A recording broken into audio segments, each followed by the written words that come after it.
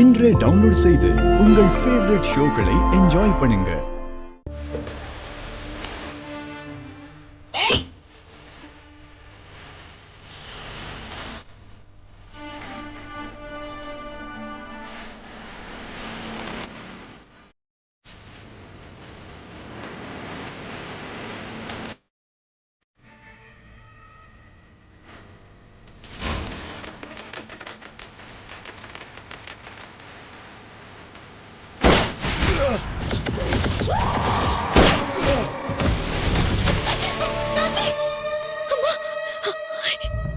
ஏம்மா சுட்டீங்க?